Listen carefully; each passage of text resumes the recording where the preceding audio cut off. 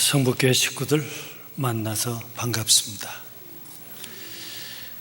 우리 한국의 어느 시인의 시 가운데 무엇인가 독에다 담아놓고 시간이 지나면 두 종류의 반응이 생기는데, 하나는 썩는 거, 또 하나는 삭는 거. 우리 여성분들은 너무 잘 알지요. 썩지 말고 삭아야 제맛이 나지요. 저 역시 성북재단을 떠나서 한 40여 년 목사질 하다가 이젠 은퇴해서 프리랜서로 일하고 있습니다. 성북교회는 그동안 삭았습니까? 썩었습니까? 이제부터 생각해 봅시다. 한국교회가 복음이 이 땅에 들어와서 이제 200년을 향해 가고 있는데, 정말 그동안에 이 복음을 품고 살아온 교회와 성도들, 세상은 이미 알고 있어요. 교회가 이러면 안 된다고, 신자들이 이러면 안 된다고 이미 걱정을 하고 있습니다. 그러나 그 가운데 삭아서 제3의 맛을 내고 있는 교회들, 신자들 얼마든지 있습니다. 오늘 성북의 가족들이 맛깔나는 하늘 사람 되시기를 바랍니다.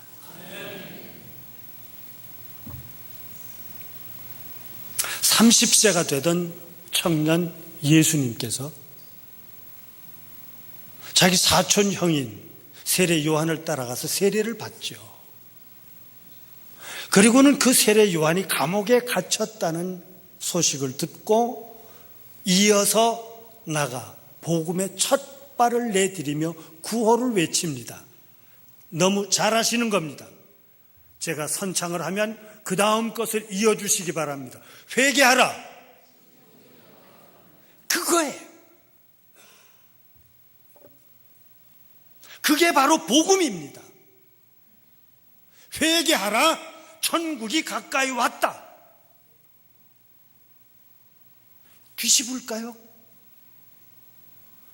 하나님의 나라를 이루기 위해서 지금 우리에게 필요한 것이 회개입니다. 돌이킴이에요.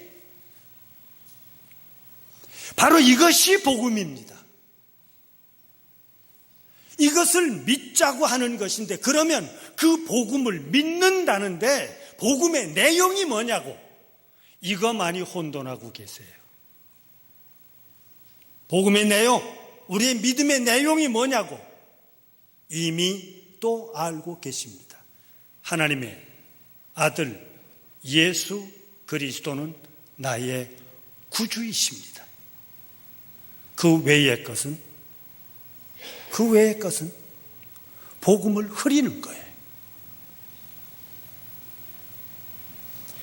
회개하라, 천국이 가까이 왔다 하는 이 하나님 나라 운동은 곧 그것이 우리에게는 하나님께서 인간을 입으시고 인간의 몸을 입으시고 이 땅에 오셔서 나신 바로 그분 예수님을 내 구주이심을 받아들이는 것, 그것이 바로 복음의 내용입니다. 설교의 내용이에요. 만약에 이것을 그르치거나 이것을 흐리거나 이것을 바꾸거나 이것을 혼돈하게 한다면, 제가 잘 쓰는 말로 일부 예배 때도 했습니다만, 목회자들이 그 짓을 하면 거룩한 사기꾼이 됩니다.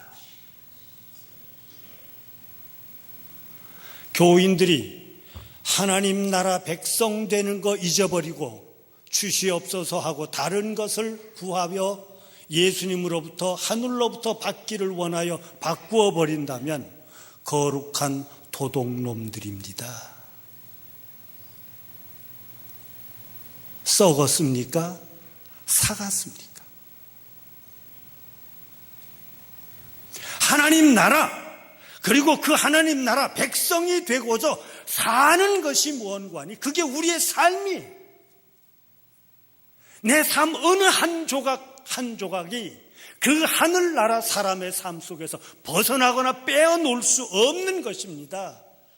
그러기에 내 생활 모든 것이 믿음에 의해 믿음에 근거해서 사는 것이 곧 하늘 사람의 삶이요, 그것이 예수님께서 걸어가시고 이루기를 원하셨던 하늘나라를 일구어 가는 것입니다. 이 일 하자고 예수님께서는 12 제자를 택하세요. 신학적으로는 바꾸어서 공동체를 시작하는데 그 시작 인원이 12이에요.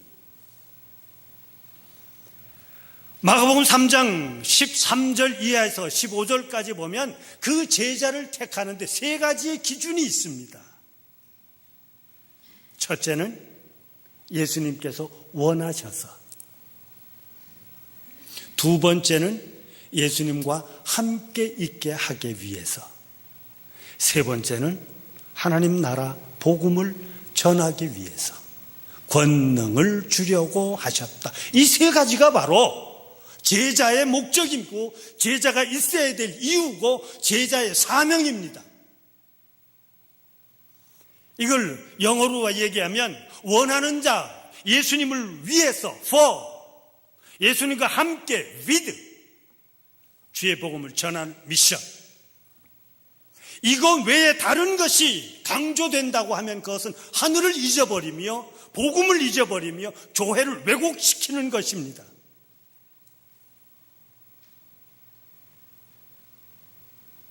결국은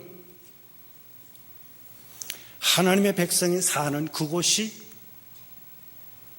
하나님의 백성이 원하였던, 예수님께서 그 제자들과 함께 걸어가기를 원했던 참 하늘나라 이야기입니다. 그래서 신학은 이 신앙의 이야기, 신앙의 삶을 보고 역사라고 감히 표현합니다. 사건이라고 표현합니다. 믿음은 작고 큰 내가 겪었던 모든 삶 속에서 그 신앙으로 어떻게 살았느냐 하는 하늘나라 사람답게 사는 것이 역사요, 사건입니다. 성서는 예수님과 함께 했던 그 시대에 그 제자들의 상황 속에서 있었던 사람들이 우리가 하나님을 어떻게 생각하고 갔었는지, 그리고 자기의 각자의 생활 속에서 어떻게 그 하나님의 뜻을 헤아리고 순종하며 살았든지, 결코 쉽지 않고 어렵고 따돌리고 무시받고 박해받으며 모함받으며 살아왔던 그 속 안에서마저도 희망을 잃지 않고 살았던 능력이었던 것이 뭘까?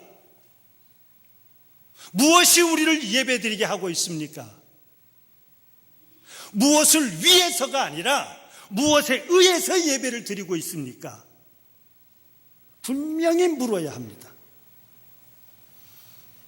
예수님께서는 너희들은 이렇게 들었다 하고 구약과 유대계 율법을 중심으로 너희는 이렇게 들었지만 나는 너희에게 이렇게 말한다. 새 이야기를 시작하신 거예요. 새로움을 시작한 겁니다. 그 새로움이 뭐예요? 누가복음 4장에 보면 예수님께서 가버나움 당신의 고향에서 첫 설교를 하실 때 이사야서 61장을 얘기하면서 묶인 것이 풀려지는 역사,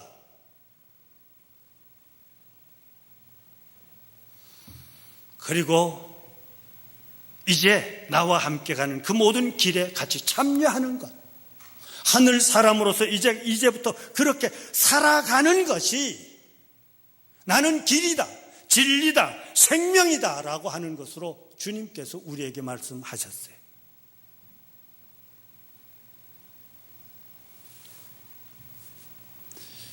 사실 이 부분을 설교할 때면 늘 전 장공 선생님 이야기를 합니다. 제가 성북교회 아까 81년도에 왔다고 그랬나요? 첫 부임하고 단에 딱 섰더니요, 단에 섰는데 앞이 캄캄해. 제 담임 목사 부임을 위한 투표를 하는데 그때 어느 분이, 이 자리는 안 계신 것 같아요, 뭐 예수님 나이보다 많은데 그러고 저를 통과시켰대. 왜냐하면 35살에 왔거든. 애가 온 거예요, 애가. 그러고 세상 단에 딱 섰는데 제일 앞에 장공 선생님, 김재준 목사님 앉아 계시죠. 그 뒤에 정경련, 제 신약학을 가르치신 정경련 박사님 앉아 계시죠. 이쪽 저 뒷변에는 박봉량 박사님 앉아 계시죠. 신학을 가르쳤던 이우정 선생 앉아 계시죠. 교육학을 가르쳤던 양정진 선생님 가끔 앉아 계시죠. 신학교가 가깝다 보니까 교수들이 왔다 계시죠. 공부 제 사실 잘 못했거든. 그런데 단에 서서 그 어른들을 모시고 설교를 하려고 그러니 앞이 캄캄한 게 당연하죠. 이제 난 죽었다, 이제. 그래서 그때 제 동료들과 제 선배들과 후배들이 저한테 별명을 붙여준 게 있어요. 겁나는 목사라고. 모르고 사는 목사니까 그렇죠. 어디라고 거기 섰냐 그거죠. 우리의 장공 선생님, 장공 어른은, 저는 고백합니다. 그 이후 누구도 그의 사상과 그의 눈과 그의 삶을 감당할 길이 없다고. 이 예수님의 첫 설교에 관한, 예수님이 하늘나라 삶을 쭉 이야기하기를 이미 우리들 다 가지고 계신 분들이 있을 거예요. 생명, 평화, 그 다음 탁 나와야 되는 것 같은데, 경의. 바로 그겁니다. 사람이 살만한 세상. 구약의 첫 페이지를 뒤지면 하나님께서 말씀하시니 말씀대로 되더라 하고 시작된 그 세상은 하나님마저도 보기에 심히 좋았다고 얘기하고 있습니다. 그 세상, 그게 바로 생명이 사는 세상이에요. 그런데 무엇이 그 생명을 올가매게 만들었습니까? 그가 풀자는 거예요. 그가 풀자는 것입니다. 그리고 지금은 아닐지라도 우리로 하여금 얽매이며 우리로 하여금 살 수 없도록 만드는 그 세상에서 하나님의 나라 운동은 모든 생명이 살아갈 수 있도록 우리에게 그것을 열고 해결하고 길 바꾸며 걸어가는 참여를 요구하고 있습니다.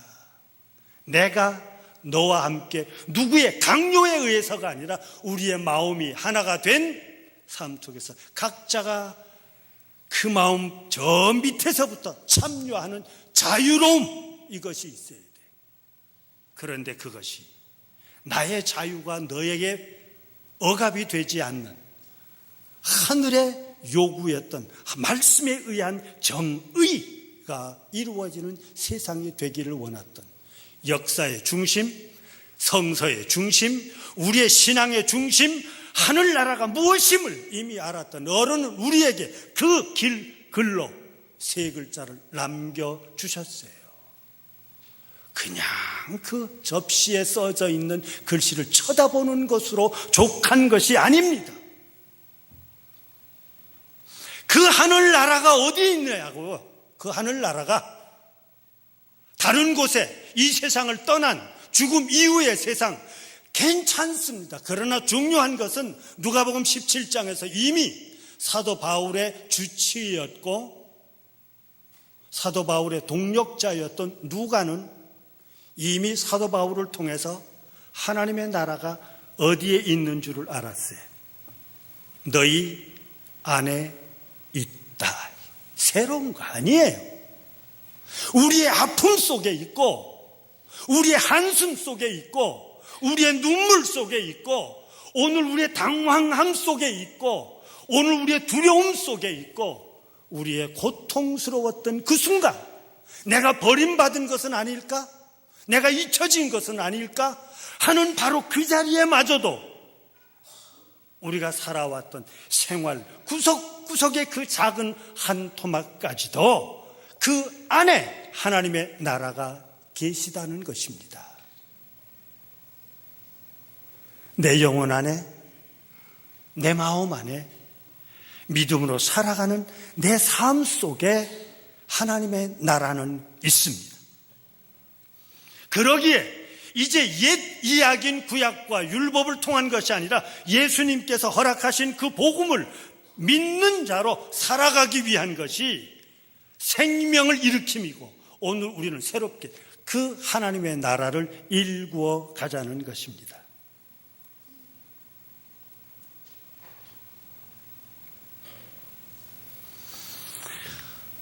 구약의 백성들, 예수님 시대는 그 예수님 시대답게 하나님의 나라 백성으로 살았다고 하면, 오늘 우리 교회는, 우리 성북교회 식구들은 그래요, 내 살던 집안 구석 꼬라지 그대로 하나도 다를 바가 없을지라도 그곳에서 지금 이 시대 이 상황 그 형편 가운데서 내 모자람 속에서, 내 부족함 속에서, 내 부끄러움 속에서 감추어도 가리워도 내 속에서 가리워지지 않는 그 아픔 전체를 품은 채 하나님의 말씀을 어떻게 읽었고, 이 제단에 어떻게 예배를 드리고, 어떻게 깨닫고, 그것으로 나로 하여금 어떻게 살아야 하는 그 삶의 자리로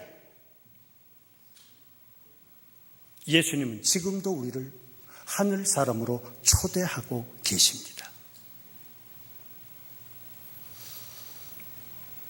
새 것을 주신다니까 많은 사람들이, 제자들이 예수님한테 귀가 쫑긋해가지고 그게 뭘까?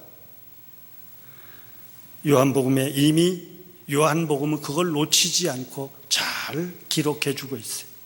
요한복음 13장 34절에서 내가 너희에게 새로운 법을 주노니 너희는 서로, 야, 성북교회는 됐네. 너희는 서로 알아서 하십시오. 알아서 하십시오. 이게 새 법이에요. 간단하다고요? 그렇지 않습니다.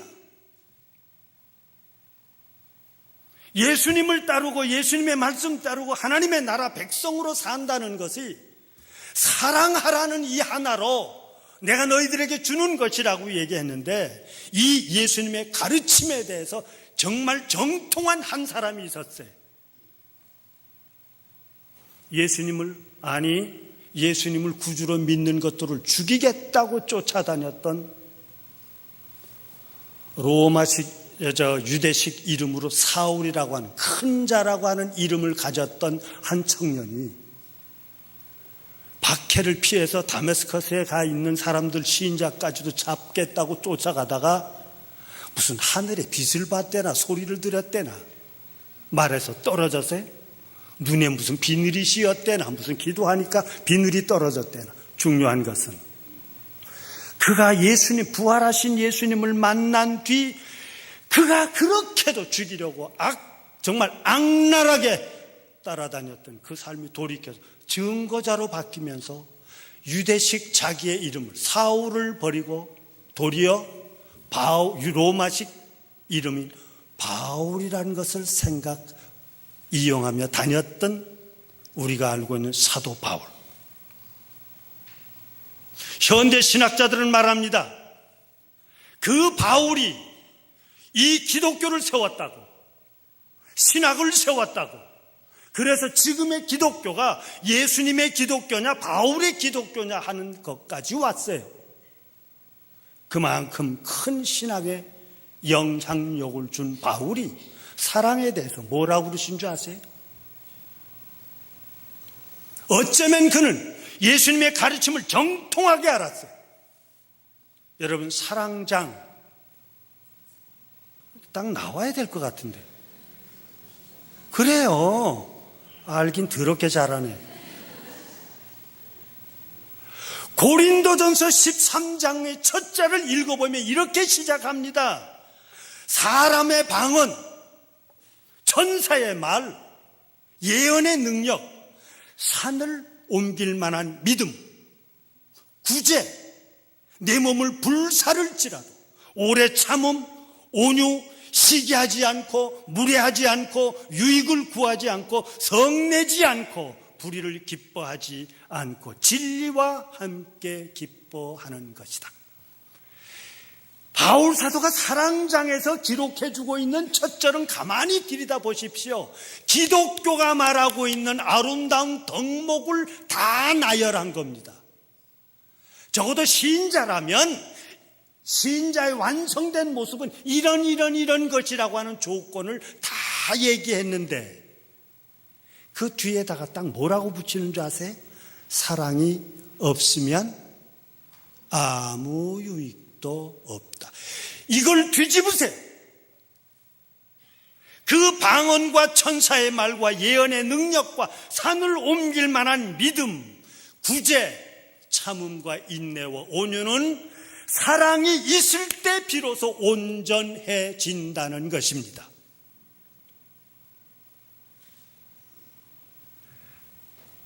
바울은 예수님의 이미 가르침을 꿰뚫었어요.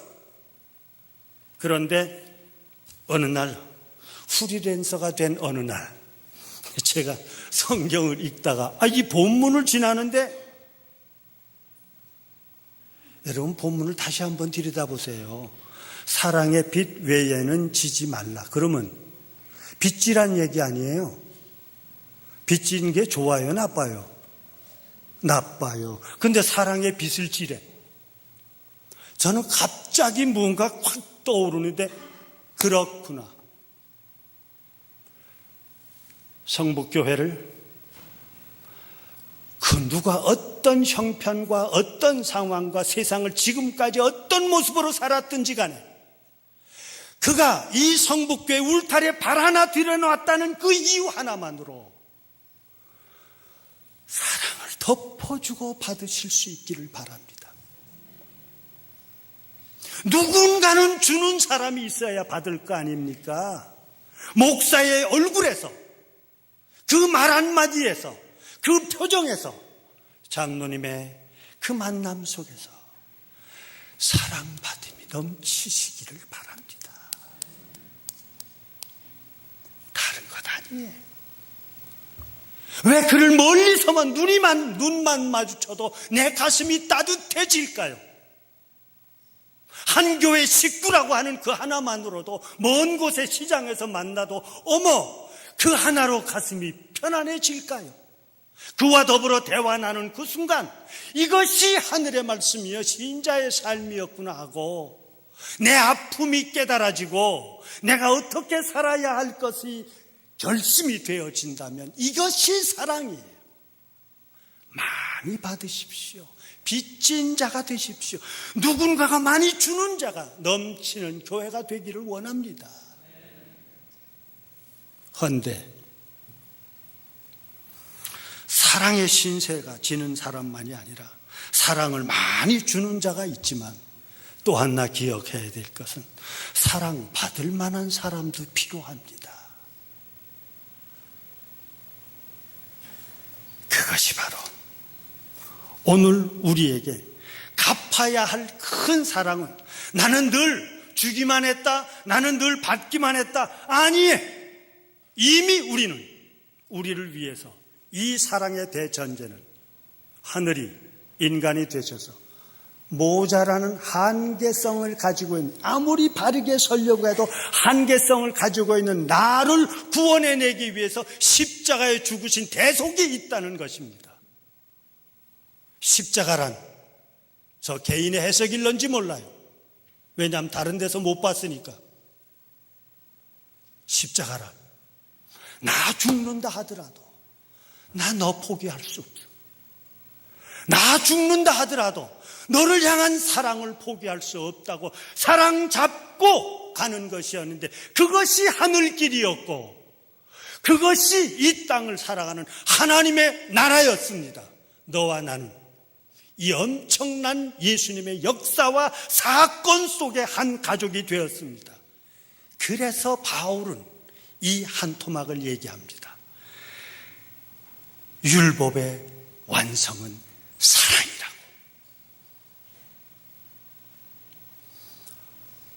오늘 우리를 그동안 수많은 슬픔 이야기들이, 수많은 안타까움들을 우리 가슴에 안은 채 이 제단의 믿음의 한 가족이 되었지만, 이 제단 가운데서 그 모든 것은 하늘을 보기에 믿음, 그 하나님의 나라가 있기에 소망, 이 제단에 들어와 발을 디려는 모든 한 가족이 되었기에 사랑, 우리로 하여금 나의 아픔을 그대로 받아주는, 내 말을 그대로 들어주는, 그리고 내 모자람을 너와 함께 보충을 받으며 함께 걸어가는 맛있는 하나님의 뜻을 깨닫고 함께 걸어나가며 하나님의 나라, 지금은 아니에요. 지금 우리의 모습은 모자라요. 난 옛, 아직은 아니에요. 그러기에 우리는 함께 가는 겁니다. 모자라지만 우리는 소망을 향해서 함께 일구어가는 자에게 더욱더 내 눈에 보이는 너의 모자람, 내 눈에 보이는 너의 한계를 하나로 받아들이며 갈 수 있는 이 가장 큰 원동력은 주님은 우리에게 말씀해 주십니다. 사랑이라고. 바울 사도는 오늘 우리에게 말합니다. 율법의 완성은 사랑이라고. 사랑합시다. 기도하시겠어요? 사랑의 하나님, 감사합니다. 성북재단의 한 가족이 되게 하심을 감사합니다.